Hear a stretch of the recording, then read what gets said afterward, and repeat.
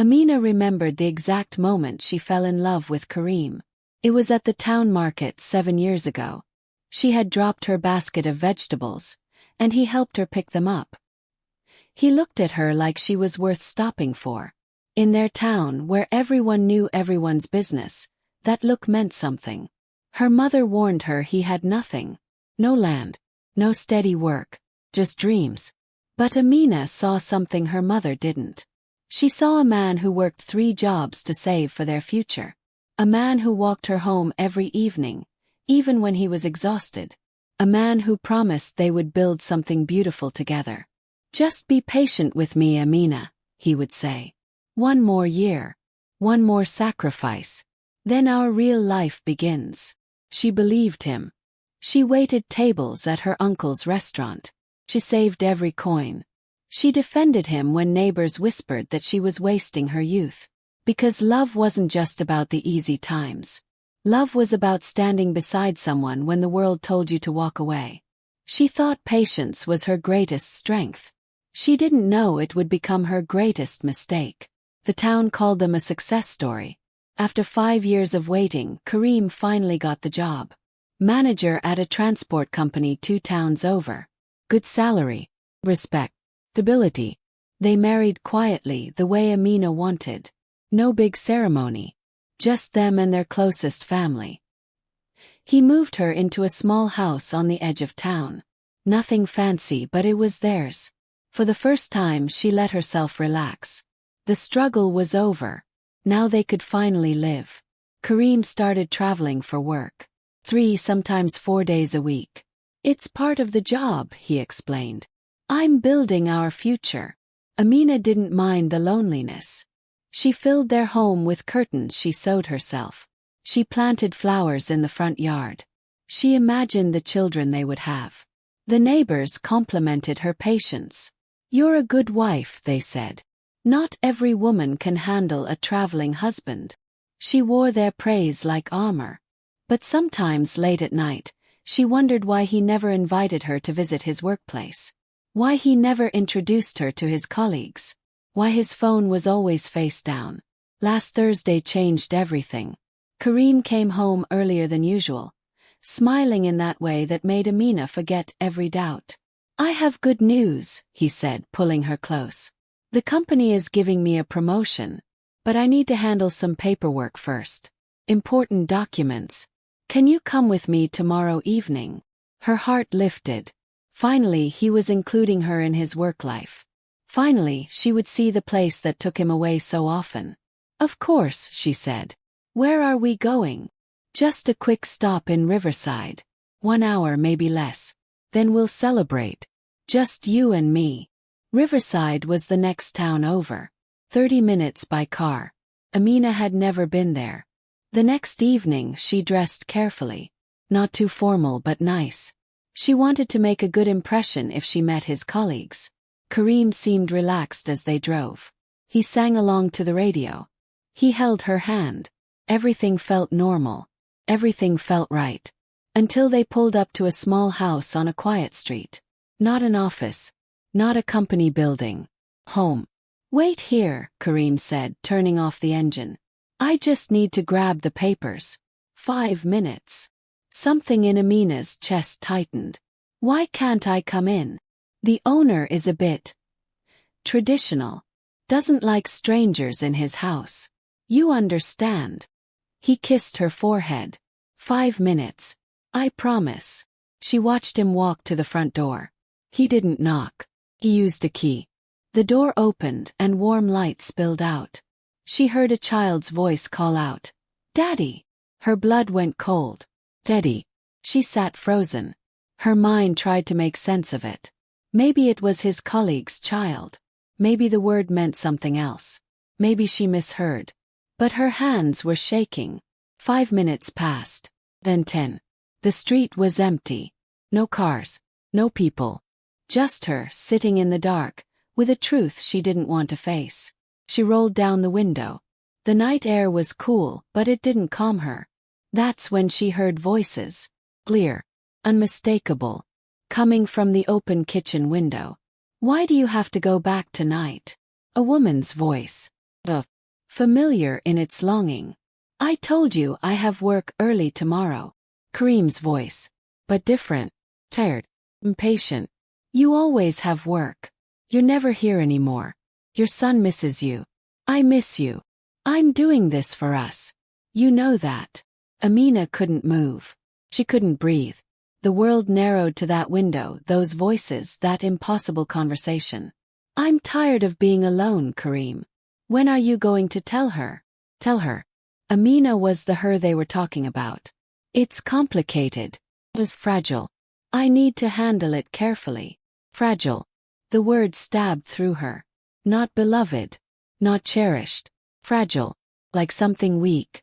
Something that might break. You've been saying that for 2 years. 2 years. She had been married to him for 2 years. This woman had been waiting for 2 years. Amina's mind raced backward. The late nights. The extra trips. The phone always face down. Not building their future. Building another life. Secret life. Where she was the problem to be handled. Amina should have driven away. She should have started the car and left him there. But her body wouldn't move. She needed to see. She needed to know. She opened the car door quietly. Her legs felt like water, but they carried her toward the house. The front curtains were open. She could see inside. Small living room. Children's toys on the floor. And there on the wall a wedding photo. Kareem in a dark suit. A woman in white beside him. Smiling like Amina had smiled on their wedding day. Her wedding day. Except theirs looked older. The photo was faded at the edges. How long? How long had this been happening? She moved closer to the window. The kitchen was visible from the side. The woman stood at the sink, her back to her. She was pregnant. Very pregnant. Amina's knees almost gave out. A small boy ran into the kitchen. Maybe 4 years old. He had Kareem's eyes. Kareem's smile. Kareem's nose. Daddy, can you read me a story before you go? Not tonight, buddy. Daddy's tired. The boy's face fell. He walked away slowly, dragging a toy car behind him. Amina didn't remember walking back to the car. She didn't remember sitting down. But suddenly she was there again in the passenger seat, staring at her hands. They looked like her hands. But they felt like they belonged to someone else. Someone stupid. Someone blind. All those nights he said he was working late. All those weekends he said he had business trips. All those times she defended him to her family, her friends, the neighbors who whispered. He's building our future, she had said. He was. Just not with her. The door to the house opened. Kareem stepped out carrying a folder. He looked relaxed. Satisfied. He had no idea she knew. She could confront him now. Kareem. Why? Demand answers. But something stopped her. If she confronted him now, he would lie. He would twist it. He would make her feel crazy for doubting him. She had seen him do it before. Small things. A receipt that didn't match his story. A name she didn't recognize on his phone. Each time he made her feel guilty for asking. Don't you trust me, Amina? He got in the car smiling. Sorry that took longer than expected. Ready to celebrate. Amina looked at him. Really looked at him. At the man she had sacrificed 7 years for. The man she had defended against everyone. The man who had just called her fragile to another woman. To his other wife. Actually, she said, keeping her voice steady. I'm not feeling well. Can we go home? Concern flashed across his face. Or maybe it was annoyance. She couldn't tell anymore. Of course. Let me get you home. They drove in silence. He tried to hold her hand, but she pretended to adjust her seatbelt. When they reached their house, he walked her to the door. Get some rest, he said. I'll check on you tomorrow. Tomorrow. Because tonight he had somewhere else to be. Someone else to lie to. She watched him drive away. Then she went inside and sat in the dark. Their house suddenly felt different. The curtains she had sewn. The flowers she had planted. The future she had imagined. All of it built on sand. She didn't cry. Not yet. First she needed to know the whole truth. Amina waited until morning. Then she called her cousin Rashida. She worked at the district records office. "I need a favor," Amina said. "And you can't ask me why." 2 hours later, Rashida called back. "Amina, are you sure you want to know?" Her heart sank. "Tell me." "Kareem has 2 marriage certificates. One with you. One filed 3 years before that. In Riverside. Wife's name is Zainab Hossan. 3 years before. He had been married to her for 5 years. Their entire courtship. Every promise he made to Amina. Every time he said, 'Just 1 more year.' He was already married. Already a father." "There's more," Rashida said quietly. "Zainab filed a complaint last year. She reported him for abandonment. But she withdrew it. 'Cause he came back. He probably promised her the same thing he promised Amina. 1 more sacrifice. 1 more year. Then our real life begins." "Thank you," Amina said. Her voice sounded far away. "Amina, what are you going to do?" She didn't answer. She didn't know yet. For 3 days, Amina pretended everything was normal. Kareem came home.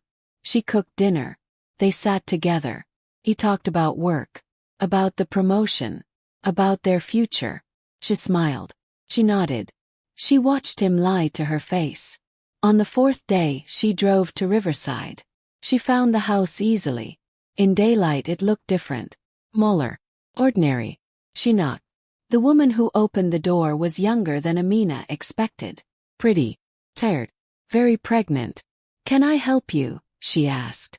"Are you Zainab?" Her face changed. "Ushus. Who's asking?" "I'm Amina. Kareem's wife." She watched the color drain from the woman's face. For a long moment they just stared at each other. 2 women. Both married to the same lie. "You should come in," Zainab said finally. Her house smelled like cooking and baby powder. Toys covered the floor. Pictures on the walls. Life. Real life. Not the shadow Amina had been living in. "How long have you known about me?" Amina asked. Zainab sat down heavily, one hand on her belly. "I suspected for about a year. But I wasn't sure until 6 months ago. I found a receipt in his pocket," Zainab said. "From a restaurant in your town. The date matched a night he said he was working late. So I followed him." She looked at Amina with something like pity. "I saw him go into your house. I saw him kiss you goodbye the next morning. Like a husband. Why didn't you tell me?" Amina's voice cracked. "Why didn't you warn me? Would you have believed me?" She was right. Amina wouldn't have. She would have thought Zainab was lying. Jealous. Trying to break them apart. Just like she wouldn't have believed anyone who told her before she heard it herself. "I thought about leaving," Zainab continued. "But I have a son. And another baby coming. Where would I go? My family told me to stay. To be patient. That men make mistakes. Mistakes. As if 5 years of lies was just a mistake." "He told me you were his mistake," Amina said quietly. "That you were fragile. That he needed to handle you carefully." Zainab's eyes filled with tears. "He told me you were convenient. That you had money saved. That you were useful. Useful. Fragile. Convenient." None of the words were love. They sat in silence, 2 women mourning the same man. Except they weren't mourning him. They were mourning the versions of themselves that had believed him. "What are you going to do?" Zainab asked. "I don't know yet. What about you?" She touched her belly. "I have to think about my children. I can't just leave." Amina understood. Their situations were different. Zainab had roots here. Children. Years invested. Amina had a choice she didn't. "I'm sorry," Amina said, standing up.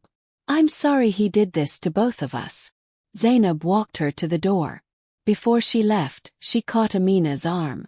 "Amina, whatever you decide to do, don't let him make you feel crazy. Don't let him make you doubt what you know." Amina drove home slowly. Her mind was clear for the first time in days. She knew what she had to do. Not for revenge. Not to hurt him. but to save herself. Because staying would mean accepting that fragile, useful, convenient were enough. And she was worth more than that. Kareem came home that evening whistling. Happy. Unburdened. He had no idea his two worlds had finally met. "I have good news," he said, kissing Amina's cheek. "The promotion is official. We're going to celebrate this weekend. Just you and me. Somewhere special." She looked at him. At this man she had loved for 7 years. And she felt nothing. Not anger. Not sadness. Just a strange, calm emptiness. "Actually," she said, "I have news too." He smiled unsuspecting. "What's that?" "I met Zainab today." The smile froze. "What?" "Your wife. Your other wife.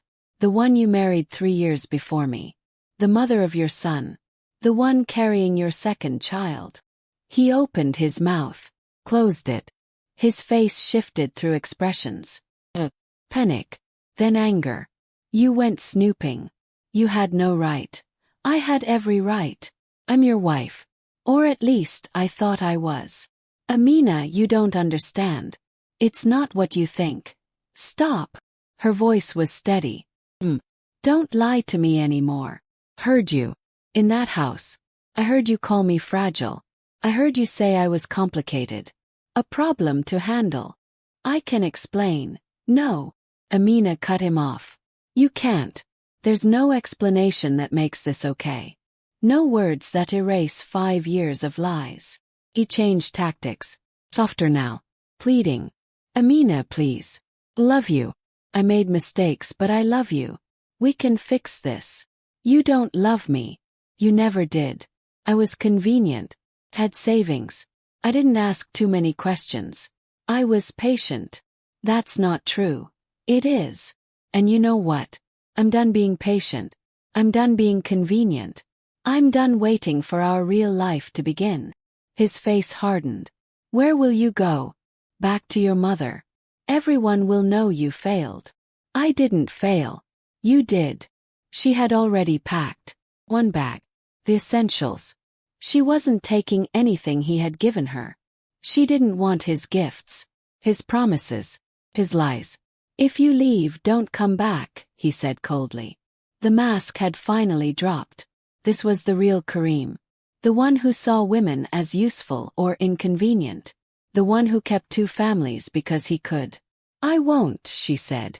She walked out the door. He didn't follow. Amina went to stay with Rashida. She asked no questions. Just made up the guest bed and brought her tea. The truth spread slowly. Not because Amina told everyone, but because truth had a way of finding light. Zainab filed for divorce. The story came out. 2 wives, 2 families, 2 women he had used. The town that had praised Amina's patience now whispered for different reasons. But she didn't care anymore. What they thought didn't matter. 6 months later she was still there. Still healing. Still learning to trust herself again. Sometimes she saw him in town. He looked smaller now. Older. The lies had cost him. His job. His reputation. Both families. People asked her if she regretted leaving. She was asked if she regretted giving up 7 years of her life. She didn't. Because staying would have cost her more. It would have cost her herself. She learned something important. Sometimes the truth doesn't come from confrontation. Sometimes it comes when you're asked to wait in the car. And you finally listen. Not to his words. But to the voice inside you that always knew something was wrong. The voice that said, "You deserve more than patience. You deserve truth. You deserve love that doesn't hide in the shadows." And that voice was right all along.